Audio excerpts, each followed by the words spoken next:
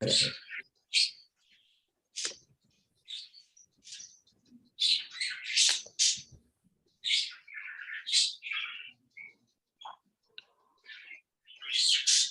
to Climate Channel, Climate Conversation with Kamru Chowdhury, episode 68.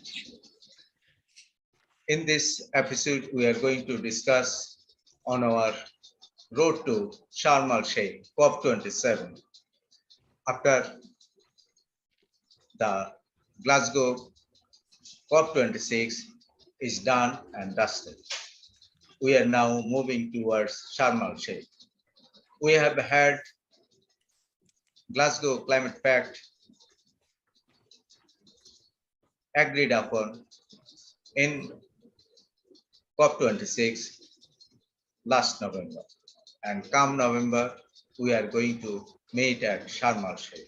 The preparatory work has already kicked off with the incumbent COP presidency, COP26 President Alok Sharma, and incoming COP President from Egypt, Egyptian Foreign Minister, who has been designated as incoming COP President.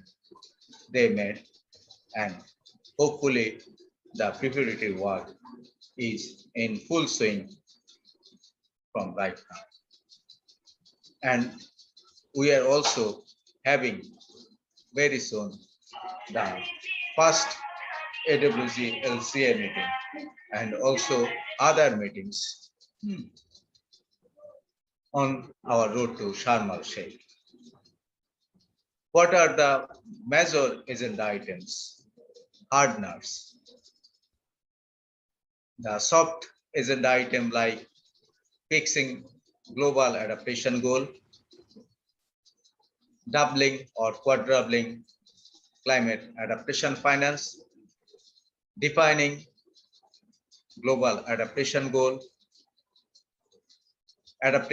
raising adaptation ambitions, loss and damage finance facility, and also Article 6, the robust architecture for market mechanism, non-market mechanism, how to price carbon, how to have carbon tax in very many countries, how to raise our NDCs. Because at Glasgow, we agreed to revisit all our national NDCs at Sharm el-Sheikh with a raised ambition. And we know tomorrow, day after tomorrow, the IPCC AR6 adaptation report is going to be released. What are there in the IPCC AR6 adaptation working group 2 report?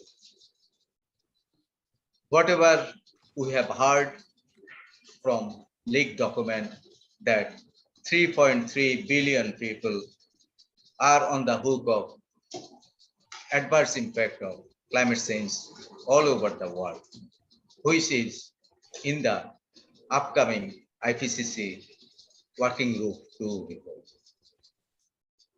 If that is so, how to take these 3.3 billion people who are on the hook of adverse impact of climate change, take them off the hook? It's a huge challenge. It needs a lot of adaptation work. National adaptation plans are being formulated and they should be implemented.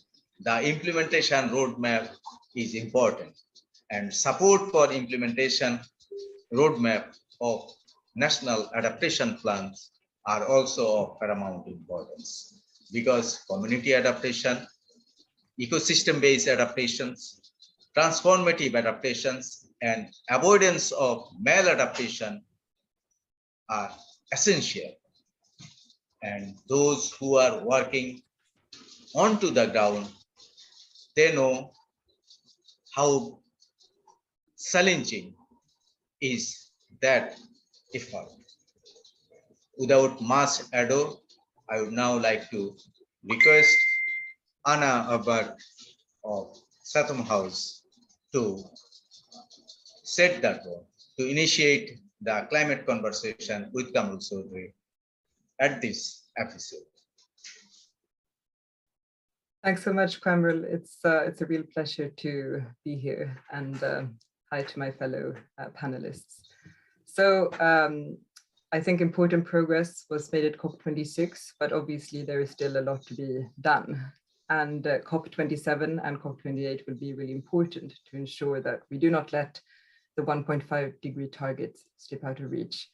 So in my initial intervention, I will point to a few areas which I think are most important in the run-up to COP27.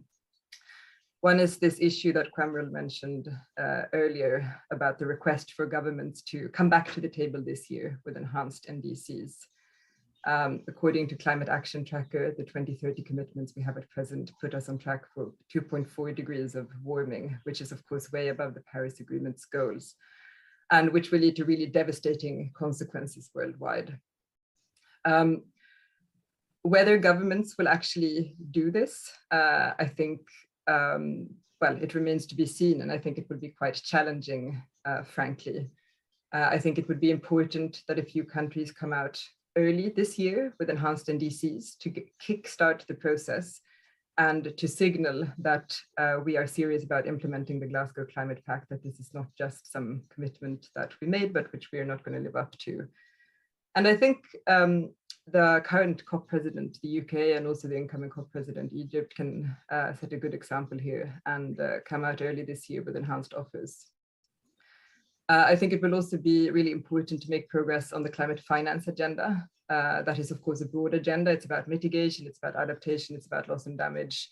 And it's very tied to this ambition raising element. At COP26, we saw this just transition deal for South Africa. The US, UK, France, Germany, and the EU pledged 8.5 billion to support South Africa transition away from coal. Are there similar deals that can be done for other countries, and can this help emerging economies and developing countries be more ambitious? I think that's an important area to watch. I think it will also be important to continue fleshing out initiatives like the Build Back Better World Initiative, the Global Gateway Initiative, and also continue advancing GFANs. But as I said, this is more than about mitigation. As Kamrul outlined, adaptation is super important and relevant, and we're already seeing loss and damage happening worldwide. So at COP26, wealthier nations pledged to double adaptation finance by 2025. Again, I think it's important that enough progress is made this year to show that this commitment will be delivered. So we need more bilateral pledges, and perhaps we can also see a roadmap of some sorts for how these funds will be raised to provide the confidence that this commitment is being taken seriously. We've been speaking about the 100 billion for years. This money has still not been delivered. That's key that takes place. And then I think it would be really important to find a workable way forward for loss and damage finance in the climate negotiations. Progress was made at COP26 again, but this is an issue that remains unresolved, and it will be interesting to see how the discussions go at the Glasgow Dialogue, which takes off now in June. And this is also an area which we at Chatham House will be looking at closely this year, how to bridge these divisions that we are seeing and how to mobilize these funds. A final area, I will stop because we have lots of excellent panelists yes to speak, but is about implementing commitments. There is a vast gap at present between what governments are saying that they're going to do and the policies they have put in place to actually get implementation underway. And we need to see countries, again, I think the COP presidents can lead the way on this, along with other nations, to put in place the policies that will get us there. And then to continue expanding these sectoral initiatives we saw announced at COP26 on phasing out coal, finance for fossil fuels overseas, etc., and ensuring that governments live up to what they have been saying So I think I'll stop there. Looking forward to the discussion. Yeah, Thanks. thank you, Anna, for setting that tone. Felix Bongayer, what is your take, especially in terms of implementation, in terms of raising ambition, in terms Well, of, say, keeping the 1.5 degree alive? it's very interesting. I'm delighted that Anna mentioned Carbon Tracker and their 2.4 degrees, because Carbon Tracker a couple of weeks ago also came up with the statistic that we have about 360 gigatons of emissions before we hit 1.5, which they predicted would be around 2029, which is broadly in line with the last assessment report from the IPCC. So if you're thinking about the NDCs and raising that ambition, we have to raise ambition. Now, implementation of that ambition is a very big question. And I think it's quite salutary at this moment in time that with the Russian invasion of Ukraine and the idea of Europe's kind of energy insecurity issue, because they're so dependent on Vladimir Putin's Russia, people like Franz Timmermans are talking very much about we need to really push more for renewable energies, just from an energy security issue. So hopefully that's another driver in the mix, in addition to the need for climate security. But we also have the IPCC kind of working group 2 report sort of about to be launched. I missed the press conference yesterday, unfortunately. So I'm not too sure what their main points are. But this is going to be quite a big issue. And we have next week the MENA conference, I believe, on the build up to COP27. So I'll be interested to see what people's thinking is there. But yeah, we do have an awful lot to do on the implementation front. The financing is a huge issue. I was delighted to see the Bangladesh National Adaptation Plan this week. And it makes you think, how are you going to get the funding to actually kind of implement this? And with everything being bracketed at COP26 for into vehicles this year for negotiation up to Sheikh Al-Sham, we have some very big issues to address. There's an awful lot of money. You've got to work out how you're apportioning it. And I'd be interested to see how is that money going to be distributed, on what kind of a basis, once we actually mobilize that money. So any thoughts from anybody else, I'll be delighted to hear them. Okay, thank you, Felix. And I would now like to ask Kilian Urs to give your perspective. What is your expectation? Kilian Urs. Yeah, thank you. Thank you so much, Felix and Anna, for your, and I'm just gonna sort of carry on the conversation. But yeah, I think I was very saddened by the results of COP26 that we're only gonna be arrived at 2.4 degrees currently. And something else which very much I think should be incorporated in the next COP27 is youth. They have to be heard in the negotiation room. They have to be heard at the actual place where it's important for them to be at, because they're disproportionately affected by the results of climate change. And sort of carrying on what we're talking about, I think climate financing, carbon accounting is going to be very important for the coming COP27. And looking at different sectors, I'm going to go out of my own expertise, although what I look at is data, and that maybe does involve this as well. Military establishments at the moment are still one of the biggest polluters worldwide. And for example, the US won a blanket military exemption under the Kyoto Climate Accord, which, okay, in the 2015 Paris Agreement, it was removed, but their military emissions are voluntary. So I think it's very important that this is part of the discussion for COP27. It wasn't at COP26, but I think that we should be discussing the emissions of countries' military budget, Yeah. especially when it comes to carbon accounting. Okay. Because, for example, there was a researcher in King's College London, and he says that under Doug Veer, and he says there's an underreporting is the norm.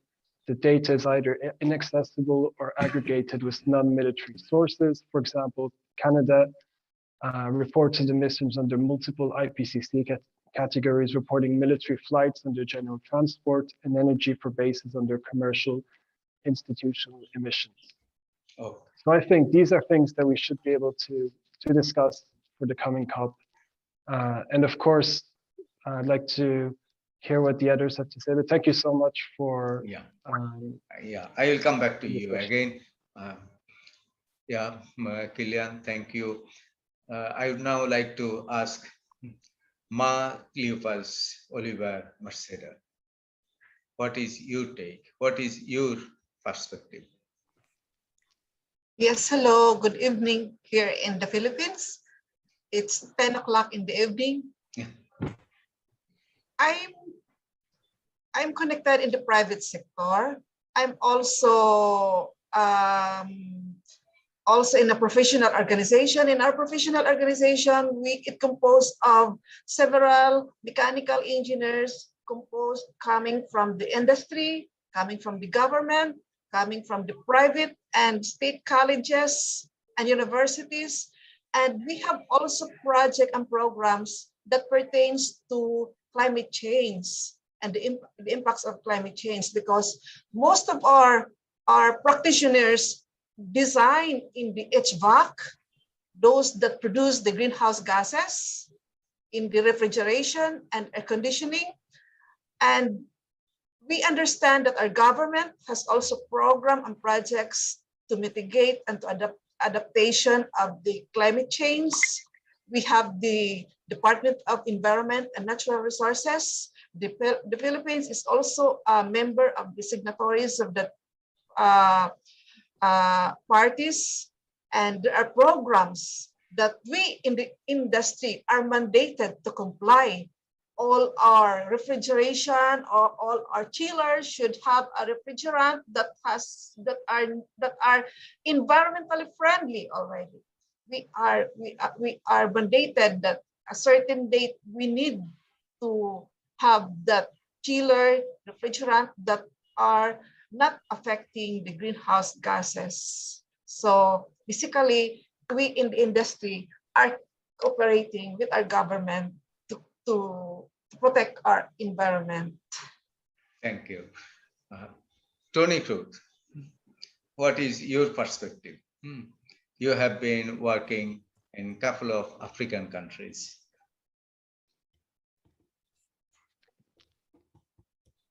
Can't hear you. Yes. Tony, over to you. You have to unmute, yes. Unmute, Tony. Unmute, Tony. I did unmute. Yeah. Yes. Okay. Sorry. I thought I'd done that. Anyway, so we're basically getting on with the job. We're not waiting for the 100 billion. We are working with an organization in New York, and they have 500 million euros of EU carbon credits for biochar related projects in Africa. The project, my project, Climate Crisis Team, originally is focused around industrial hemp. However, we're broadening that out to include biochar, to include things like biogas and so on, and all things that will result in the end in a reduction in carbon dioxide in the atmosphere. So that's what we're concentrating on. And when I go to Kenya, it's to have it's to start. Well, we're just starting these two new projects there, but one is about organic fertilizer, large quantities, and the other is about biochar and the blue economy. So we will be using what is there it's what's clogging up lakes and waterways, and we'll be turning that into useful product and something which benefits people and captures carbon dioxide from the atmosphere. So, and on the subject of fuel shortages and what's going on with Russia and Ukraine and all that sort of thing, then there are coal-fired power stations in Africa and around the world, of course. And we work with an organization which has machinery that can take industrial hemp waste, and they make fuel bricks out of them. And these fuel bricks have the similar density, energy density and weight to coal. And you can take those bricks and you can put them in a coal-fired power station, and all of a sudden you've got a circular energy power station. Yeah. And so with the plans that we have to expand, to start, well, with the hemp thing, then the toolkit that I've built and it's already got 2 projects running in it, and that is an information system to enable people to set about and make work projects involving all these things that I've mentioned in countries across Africa. Not just, they don't have to involve my company.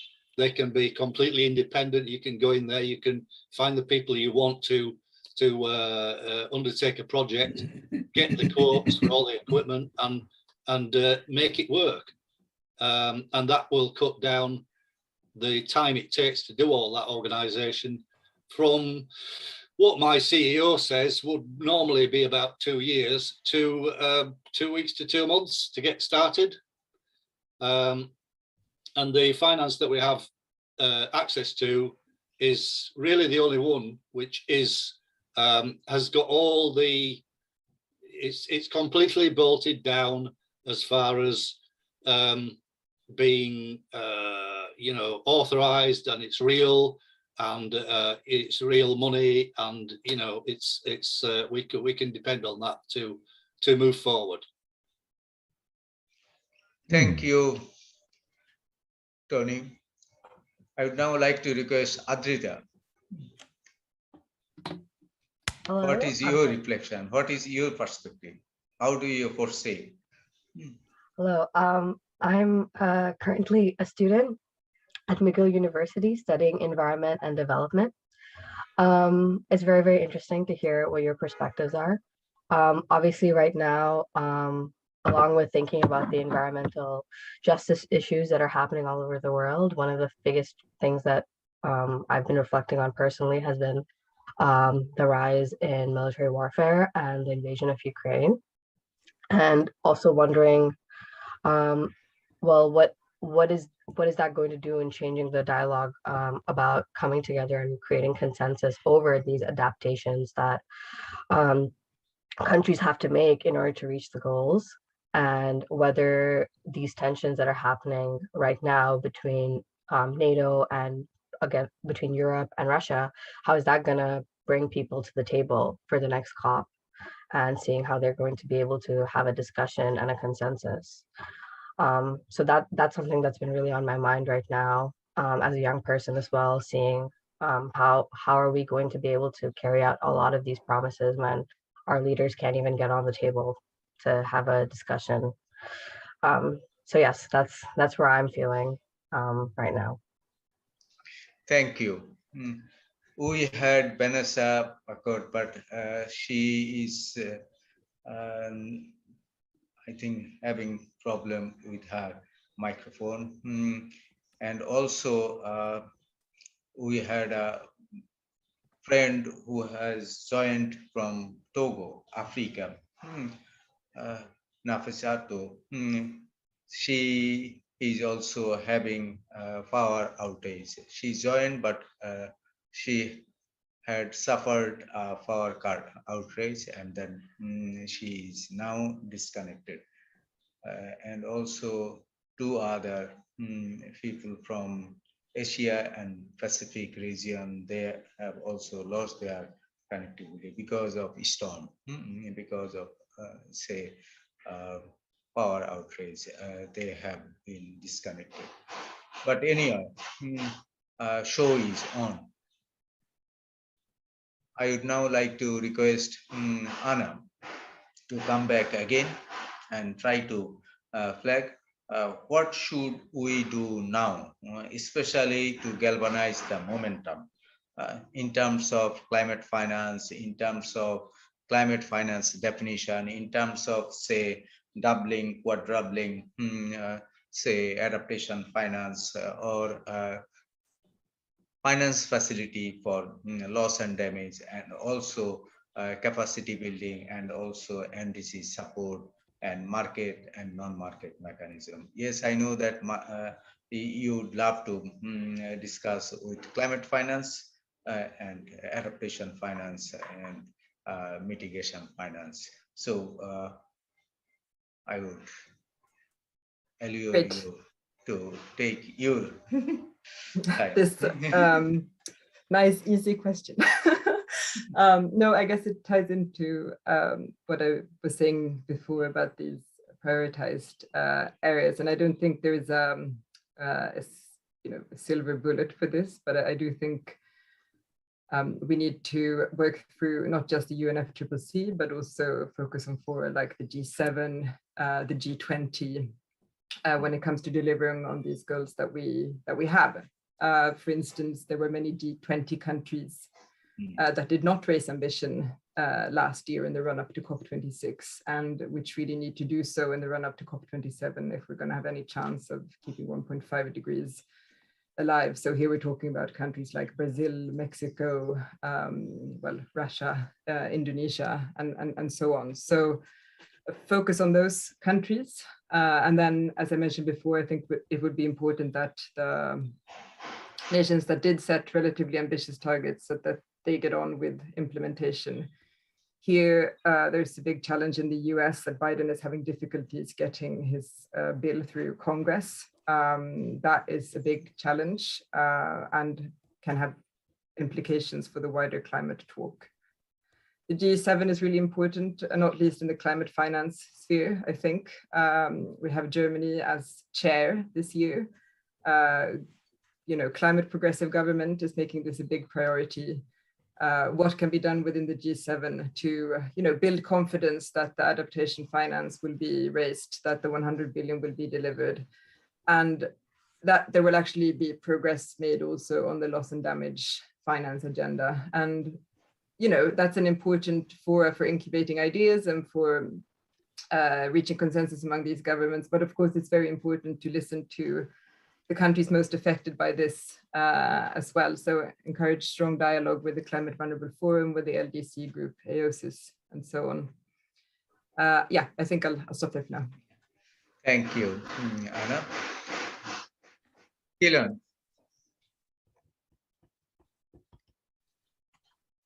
Great. Thank you so much, Anna.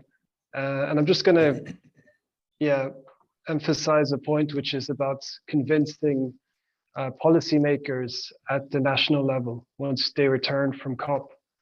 I think it's really important.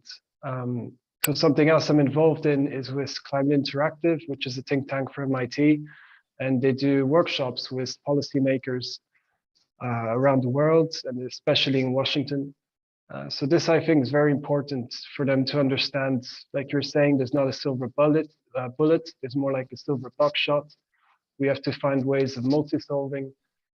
So a lot of the time, okay, we're thinking carbon accounting, and that's very important. But let's look as well at microplastics. Let's look at toxicity that's happening because of climate change. So I think this is very important. And I think this, again, should be part of the discussion at COP27, but as well something that we bring back at the national level and try convincing policymakers, people working in the government, but also going out to schools, going out universities, going out to as many people as we can and telling them to go right to the decision makers and make sure that we can convince them at the national level, because it's always momentum is needed to get these policies through. As we're seeing with Ukraine, there's so many things that can happen, or with COVID. And if we want to push through, we still have to find ways of showing how important these are, even if they're not at the moment we're seeing them, but they're going to become even a lot worse, as Anna was pointing out, in the future. So this is very much what we need to understand, the fact that everything is interrelated in a way as well, and that there isn't one solution to it. So very much convince as many, and as well as accepting policies, convince them and make them, establish them, as Anna was saying. So yeah, great. Thank you. Thank you, Kilan. Felix. Mhm. Yeah, it's very interesting actually, because talking about loss and damage, which is always a very contentious issue, let's be honest. And I mean, is it just a developing country sort of situation when you look at places like Australia and California with its forest fires? Should they also be looking at loss and damage? I was talking with James Cameron from Climate recently, about 3 weeks ago, and he felt that loss and damage probably wouldn't actually go anywhere. But when I'm thinking about the funding for things like loss and damage, if it does go somewhere, and adaptation, we have to look at where some of that's coming from. And I think one of the great things about COP26 in Glasgow is that we managed to basically get Article 6 rolled out. And naturally, we need like a lot of kind of governmental kind of cooperation to really sort of formulate interlinked global carbon markets and things like this. Because I think obviously a lot of the funding could come from share of proceeds from the carbon trading, but then we have the issue of who's actually paying the proceed. Is it the buyer? Is it the seller? And I certainly remember being with Kevin Conrad of the Coalition for Rainforest Nations and the delightful Federica Bieta. And they were very disconcerted that people were seeming to put the onus on the seller of the credits, for example, Papua New Guinea, to actually sort of make the share of proceed from the sale. So obviously you could end up, if it's like a $100 trade and $5 is kind of going to the share of proceed rather than actually staying within that country. I'm just wondering if anybody has any thoughts on that as to who should be paying, or should you just like split the difference? Thank you. Mark Cliffus. Yes, sir. Yeah. Actually, we in the industry and in the private sector, we are mandated to submit the requirement in the government to comply the sustainability reporting, to have that data on how we manage our wastewater, how we manage our energy conservation, how we manage our other resources, those disposing to be waste. These are requirements now by the government to comply, that we need to be we need to help in the protecting our environment. So it's already mandated for us in the industry, in the private sector. That's part of the sustainability reporting. It's part of the Securities and Exchange Commission reporting. It's part of the regulation of the Department of Environment and Natural Resources. So it's a two-way process: the government and the private sector, and also in the industry, and also in the academy, that we need to help to protect our environment. We in the industry, in this professional organization, at the back of my the logo on my back, that's Pambansang Samahan ng Inhinyero Mechanical. That's a professional organization of mechanical engineers all over the Philippines. I'm the national president in 2022. So part of our program is to help how to combat the climate change. We even have a tie-up with an international organization in California to have a collaboration on the financial climate program and technology transfer. So we as mechanical engineer, we design machine, we design equipment, that it has to be within the standards, and all the refrigerant in our HVAC, all the wastewater should be in the standards, because in the wastewater, it has a big area that it produces more energy, that it will consume more to have an impact on the greenhouse gases also. So Thank you. Yeah. Thank you. Tony. Hello, Tony. hi. Yeah. First of all, can I ask a question, please? Yeah. Now, it's been mentioned about the different nations sending in their plan for how they will, meet the SDGs and all that sort of thing. How can I get copies of those documents, please? No, you can have it from UN and also United Nations Secretary General's office.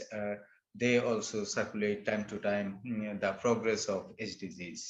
SDG Secretariat, they also do some work. And also there are some gap reports from United Nations Environment Program, United Nations Framework Convention on Climate Change, UNDRR, Disaster Risk Reduction, UNCBD, a Convention on Biological Diversity, and so on and so forth. Even UN Water, they do the water sector, and Goal 1, Goal 2, Goal 3 to Goal 17. On every goal of SDGs, there are some documents. So you can look at those and see the integration. And we are missing Vanessa Bucket.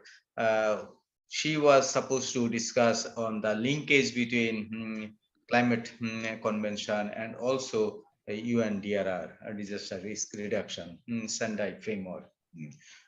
But unfortunately, she lost her connectivity. Okay. So we are missing her. Yeah. Okay. Well, by the time November comes around, which will be sooner than I think, then if I just thought, if I can get those documents, and with the countries that we're working with, we can help them to achieve the SDGs and therefore enhance their offerings to meet their commitments and so on. So that's a definite thing that I'd like to happen at Sharm el Sheikh, to have established those, not just agreements, but by that time, then projects actually in progress, working. And these are not projects which are just sort of asking for a load of money to fix something that's broke. Right. It is the start. Each one of the projects that we do is the start of a viable commercial operation, and the ones we're doing in Kenya can be replicated in different countries. And I just mentioned one of them to a colleague in Zimbabwe, and he says, "That's a fantastic idea. When can we start doing that?" Right. So thank you. Okay. The enthusiasm and the will is there, and it looks like I can get the finance and all this sort of thing. We can make all these things happen. Okay. So that will be wonderful for November. Thank you. Adrita, can you come? Yes. I'm very, very interested in a lot of the conversations that have been happening. One of the things that Felix mentioned about who's going to be paying, I think from just a moral perspective, the onus should be on the buyer. Like I'm assuming the intention for cap and trade and carbon accounting is to ensure that these financings are equitable, especially towards countries that are facing more of the climate disaster effects. So for me, it always makes sense to emphasize that over and over, that the people who are most in need of the financing for mitigation is always going to be the countries that are most impacted at the end of the day, and who are struggling, who won't be able to make the financing up. So that's something that we always have to make sure we remember when we're thinking about these designs personally. And to a point that Killian mentioned, this it is something that is very, very interesting. Having a lot of discussions where a lot of COP26 or a lot of these agreements are made, and then when it comes to the national policy and getting these things pushed forward, they're very, very difficult because, and I find that that is probably because when it comes to the national stage of getting an agreement, there seems to be a lot of opposition within countries, within other parties about a lot of these agreements. And one of the things that we've faced in Canada, which is compared to a lot of countries trying to fulfill a lot of their agreements, is that there's still not enough consensus between the parties. And a lot of young people, especially especially in university campuses, we've never let go of the mic of trying to push these agendas forward. Like, I think people who are in university campuses have a very clear idea of decarbonizing a lot of institutions, especially university institutions, but it seems to be that we're not really being heard. So I think that part of policy work has been to not listen to a lot of people who have a very clear idea of what needs to be done. Protests and everything, they've been sending a clear message to policy workers that this is a national issue, but this isn't being taken forth enough by policymakers in the respective countries. Thank you. Anna, about your last message, closing remark. Thanks. I think I'll just pick up on a few points that were mentioned by the previous speakers. I think, yeah, on kind of Tony's points with these plans and targets, we also need detail. Countries make overarching plans, but then the next step is to kind of think about, okay, what does this actually mean? How do we translate this into concrete projects, ideally bankable projects that can then be financed so that it actually gets translated into something which accelerates decarbonization, and that will get us there. What else was I going to say? I think when it comes to the domestic context, it's really important to be able to demonstrate to your population the opportunities that the transition entails, to make sure that there are reskilling opportunities, that adequate training is provided, that the green transition generates jobs, and that governments put in place measures that can support those affected by the transition away from fossil fuel intensive industries, for instance. So those are a few of the points I'd raise in my closing remarks, but it's been a fascinating discussion. Thanks so much for having me on today. Thank you very, very much, Anna, Tony, Felix, Adrita, Maria, and of course, Vanessa, Ma, and others who have joined but couldn't keep their, connection intact because of power outrage and other difficulties, connectivity problems. But we had quite interesting discussion, informative conversation, and hopefully we can move forward and have a successful Sharm el-Sheikh COP27 come November. But in between, we have to galvanize the momentum. We have to keep this momentum and keep alive 1.5 degree 2015 landmark Paris Agreement global goal alive. With that positive note, I would like to end here the 68th episode of Climate Conversation at Climate Channel with Kamal Chaudhary, ending here. Thank you very, very much. Thank you all.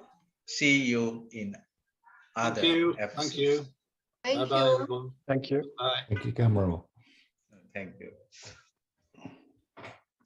Killian, thank you. Thank you, Cameron. Felix, yeah, Maria, Adrita, Tony, Thank you, everyone. And Anna.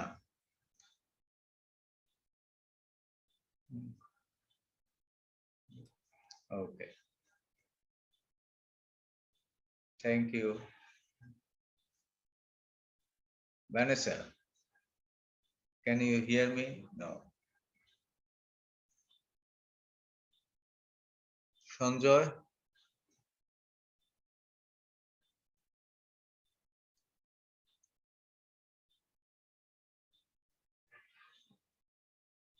তাড়াতাড়ি শেষ করে দিলাম।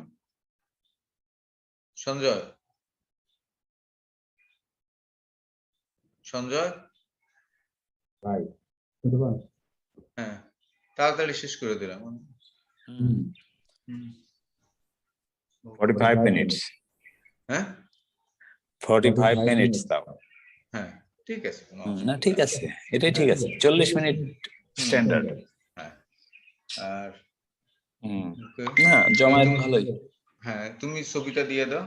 হ্যাঁ, ছবিগুলো দিয়ে দাও। আমি হলো আগের এপিসোড অন এয়ার করছি, সেইটার ভিডিও লিংক দিচ্ছি আগে, সেটা আগে দিয়ে দেবেন আর এটা একটু পরে দিয়ে তাহলে 1 ঘন্টার মধ্যে পেয়ে যাবেন এটা। ওকে, কিন্তু আগের এপিসোডে লিংক দিয়ে দিচ্ছি, ইউটিউব এবং ফেসবুক লিংক। ইউটিউব ওকে। কারণ আমি অনেক সময় দেখা গেল যে তোমার এটা আমি শেয়ার করতে পারি না, মানে নিয়ে যে না, শেয়ার করব করতে পারি না, ওই জন্য ইউটিউব দিচ্ছি। ইউটিউব দিলে আপনি শেয়ার করতে পারবেন। হ্যাঁ, ওকে, আল্লাহ হাফেজ। ওকে, আল্লাহ হাফেজ।